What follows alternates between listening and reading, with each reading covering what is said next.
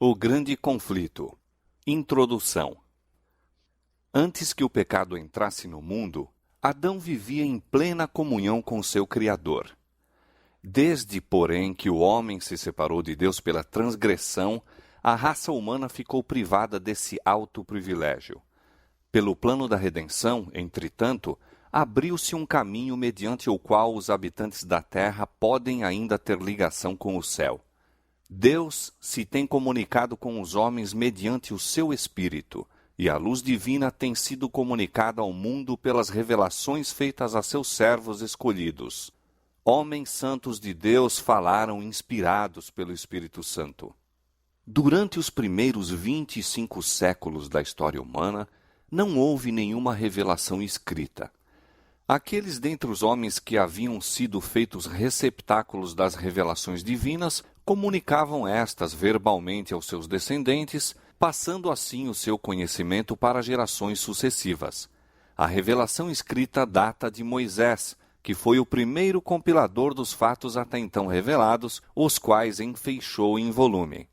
Esse trabalho prosseguiu por espaço de 1.600 anos, desde Moisés, o autor do Gênesis, até João, o evangelista, que nos transmitiu por escrito os mais sublimes fatos do Evangelho.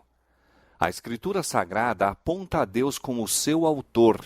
No entanto, foi escrita por mãos humanas e, no variado estilo de seus diferentes livros, apresenta os característicos dos diversos escritores. As verdades reveladas são dadas por inspiração de Deus. Acham-se, contudo, expressas em palavras de homens. O Ser Infinito, por meio de seu Santo Espírito, derramou luz no entendimento e coração de seus servos. Deu sonhos e visões, símbolos e figuras, e aqueles a quem a verdade foi assim revelada, concretizaram os pensamentos em linguagem humana. Os 10 mandamentos foram pronunciados pelo próprio Deus e por sua própria mão foram escritos. São de redação divina e não humana. Mas a Escritura Sagrada, com suas divinas verdades, expressas em linguagem de homens, apresenta uma união do divino com o humano. União semelhante existiu na natureza de Cristo, que era o Filho de Deus e Filho do homem. Assim, é verdade com relação à Escritura, como o foi em relação a Cristo, que o Verbo se fez carne e habitou entre nós. João 1,14. Escritos em épocas diferentes, por homens de origem e posição diversas, e variando entre si quanto à sua capacidade intelectual e espiritual, os livros da Bíblia oferecem um singular contraste de estilos e uma variedade de formas dos assuntos expostos. A fraseologia dos diferentes escritos diverge, expondo uns os mesmos fatos com maior clareza do que outros, e como sucede, às vezes, tratarem um mesmo assunto sob aspectos e relações diferentes, pode parecer ao leitor de ocasião e imbuído de algum preconceito que os seus conceitos divergem, quando um meditado estudo deixa transparecer claramente o seu fundo harmônico. Sendo tratada por pessoas diferentes, a verdade é apresentada nos seus diversos aspectos. Um escritor apresenta os pontos que se harmonizam com sua experiência ou com sua capacidade de percepção e apreciação, ao passo que outro prefere encarar a verdade por outro prisma. Todos eles, porém, atuam sob a direção do mesmo espírito para apresentar aquilo que mais particular impressão exerce sobre o seu espírito, resultando daí uma variedade de aspectos da mesma verdade, mas perfeitamente harmônicos entre si. As verdades assim reveladas formam um todo perfeito que admiravelmente se adapta às necessidades humanas em todas as condições e experiências da vida. É assim que Deus escolheu comunicar sua verdade ao mundo, através de pessoas que Ele mesmo, pelo seu Espírito, habilitou e autorizou para realizarem sua obra. Ele guiou a mente na escolha do que dizer e escrever. O tesouro foi confiado a vasos de barro, sem, contudo, perder coisa alguma de sua origem celestial. O testemunho é transmitido mediante a imperfeita expressão da linguagem humana, conservando, todavia, o seu caráter de testemunho de Deus, no qual o crente submisso descobre a virtude divina, superabundante em graça e verdade. Em sua palavra, Deus conferiu aos homens o conhecimento necessário à salvação. As Santas Escrituras devem ser aceitas como autorizada e infalível revelação de sua vontade. Elas são a norma do caráter, o revelador das doutrinas, a pedra de toque da experiência religiosa. Toda Escritura é inspirada por Deus e útil para o ensino, para a repreensão, para a correção, para a educação na justiça, a fim de que o homem de Deus seja perfeito e perfeitamente habilitado para toda boa obra. 2 Timóteo 3, 16 e 17. Todavia, o fato que Deus revelou sua vontade aos homens por meio de sua palavra não tornou desnecessária a contínua presença e direção do Espírito Santo. Ao contrário, o Espírito foi prometido por nosso Salvador para aclarar a palavra a seus servos, para iluminar e aplicar os seus ensinos. E visto ter sido o Espírito de Deus que inspirou a Escritura Sagrada, é impossível que o ensino do Espírito seja contrário ao da palavra.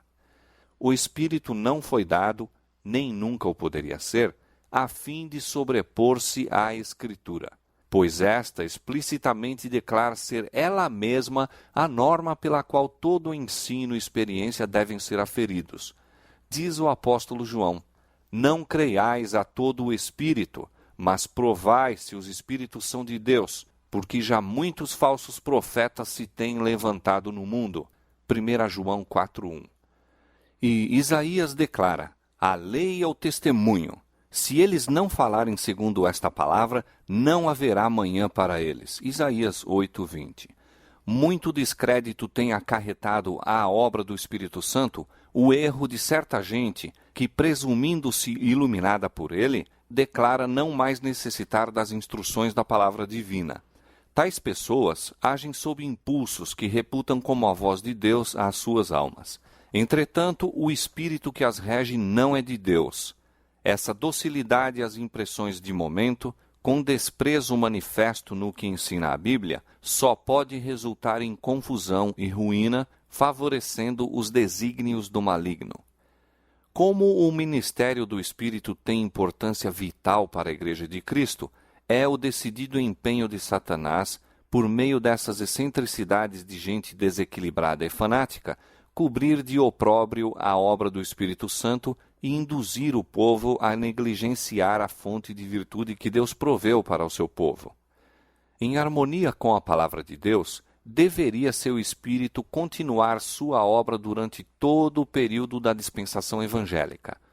Durante os séculos em que as Escrituras do Antigo Testamento, bem como as do Novo, estavam sendo dadas, o Espírito Santo não cessou de comunicar luz a mentes individuais, independentemente das revelações a serem incorporadas no cânon sagrado.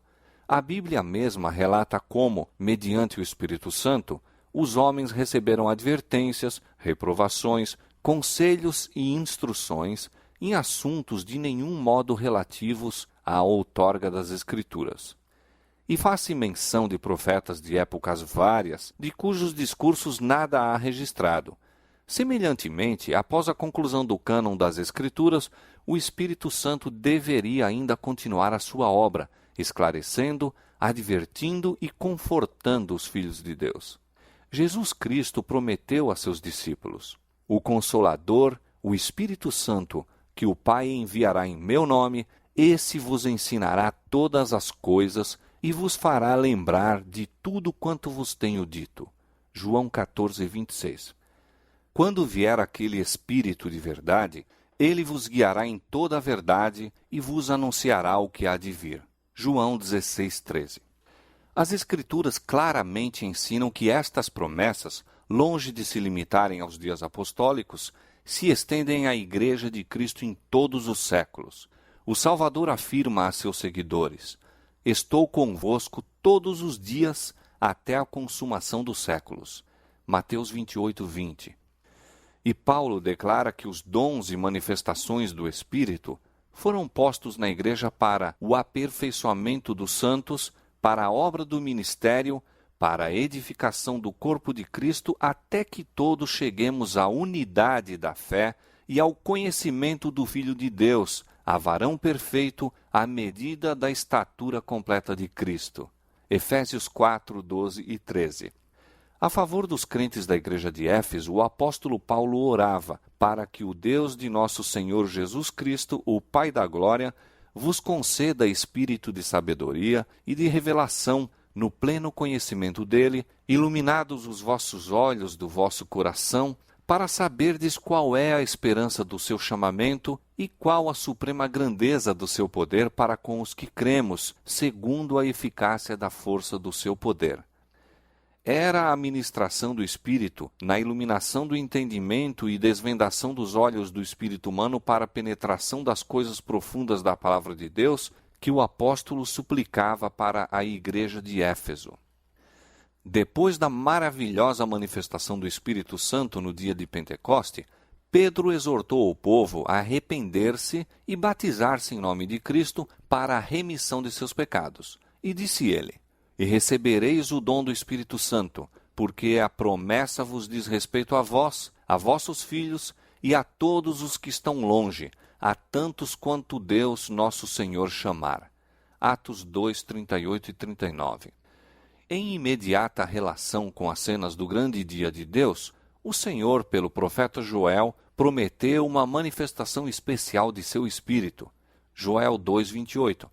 Esta profecia recebeu cumprimento parcial no derramamento do Espírito no dia de Pentecoste, mas atingirá seu pleno cumprimento na manifestação da graça divina que acompanhará a obra final do Evangelho. A grande controvérsia entre o bem e o mal há de assumir proporções cada vez maiores até o seu final desenlace. Em todas as épocas, a ira de Satanás esteve voltada contra a Igreja de Cristo, motivo pelo qual Deus a dotou do seu Espírito e de sua graça, para que pudesse enfrentar todas as oposições do mal. Ao receberem os apóstolos a incumbência de levar o Evangelho até os confins da terra e escrevê-lo para gerações futuras, Deus lhes deu a iluminação do seu Espírito.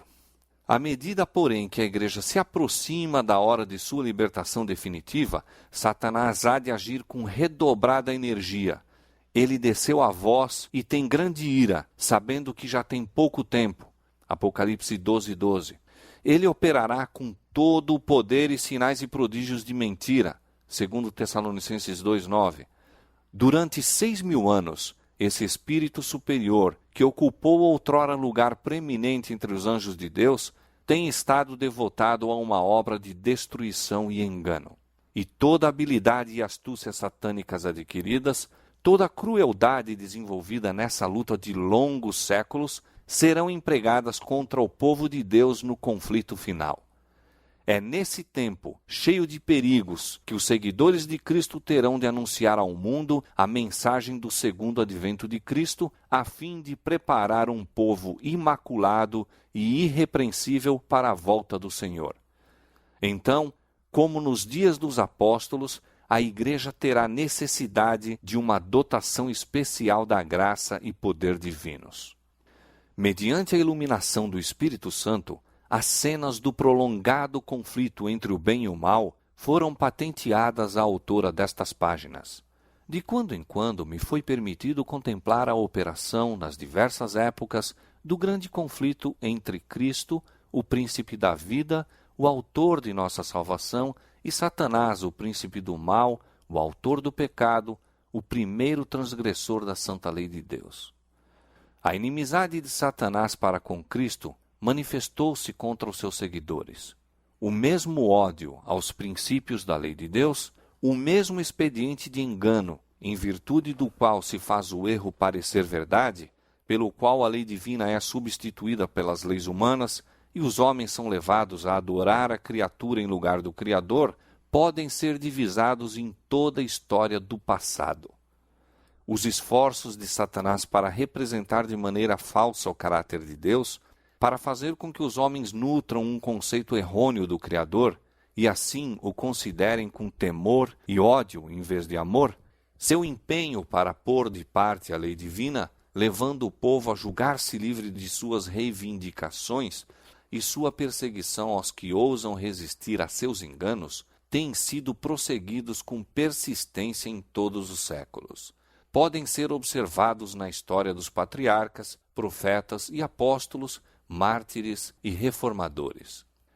No grande conflito final, como em todas as eras anteriores, Satanás empregará os mesmos expedientes, manifestará o mesmo espírito e trabalhará para o mesmo fim.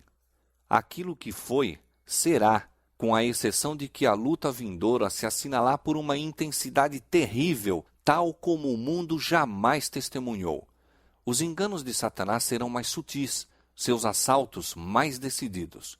Se possível fora, transviaria os escolhidos. À medida que o Espírito de Deus me ia revelando à mente as grandes verdades de sua palavra e as cenas do passado e do futuro, era-me ordenado tornar conhecido a outros o que assim fora revelado, delineando a história do conflito nas eras passadas e especialmente apresentando-a de tal maneira a lançar luz sobre a luta do futuro em rápida aproximação.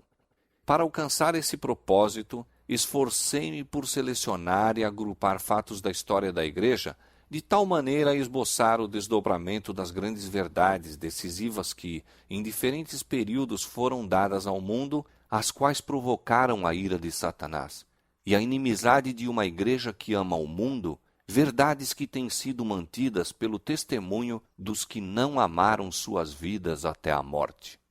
Nesses relatos, podemos ver uma prefiguração do conflito perante nós. Olhando-os à luz da palavra de Deus e pela iluminação de seu Espírito, podemos ver a descoberto os ardis do maligno e os perigos que deverão evitar os que serão achados irrepreensíveis diante do Senhor em sua vinda. Os grandes acontecimentos que assinalaram o progresso da reforma nas épocas passadas constituem assunto da história bastante conhecidos e universalmente reconhecidos pelo mundo protestante. São fatos que ninguém pode negar. Esta história apresentei-a de maneira breve, de acordo com o escopo deste livro e com a brevidade que necessariamente deveria ser observada, havendo os fatos sido condensados no menor espaço compatível com sua devida compreensão. Em alguns casos em que algum historiador agrupou os fatos de tal modo a proporcionar em síntese uma visão compreensiva do assunto, ou resumiu convenientemente os pormenores, suas palavras foram citadas textualmente. Em alguns outros casos, porém, não se nomeou o autor, visto como as transcrições não são feitas com o propósito de citar aquele escritor como autoridade, mas porque sua declaração provê uma apresentação do assunto pronta e positiva. Narrando a experiência e perspectivas dos que levam avante a obra da reforma em nosso próprio tempo, fez-se uso semelhante de suas obras publicadas.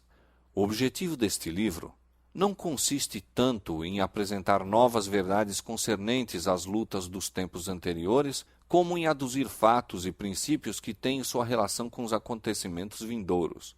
Contudo, encarados como uma parte do conflito entre as forças da luz e das trevas, vê-se que todos esses relatos do passado têm nova significação, e por meio deles projeta-se uma luz no futuro, iluminando a senda daqueles que, semelhantes aos reformadores dos séculos passados, serão chamados, mesmo com o perigo de todos os bens terrestres, para testificar da palavra de Deus e do testemunho de Jesus Cristo. Desdobrar as cenas do grande conflito entre a verdade e o erro, revelar os ardis de Satanás e os meios por que lhe podemos opor eficaz resistência, apresentar uma solução satisfatória do grande problema do mal, derramando luz sobre a origem e a disposição final do pecado, de tal maneira a manifestar-se plenamente a justiça e benevolência de Deus em todo o seu trato com suas criaturas, e mostrar a natureza santa e imutável de sua lei, eis o objetivo deste livro. Que mediante sua influência, almas se possam libertar do poder das trevas e tornar-se participantes da herança dos santos na luz, para louvor daquele que nos amou e se deu a si mesmo por nós, é a fervorosa oração da autora. Fim da introdução.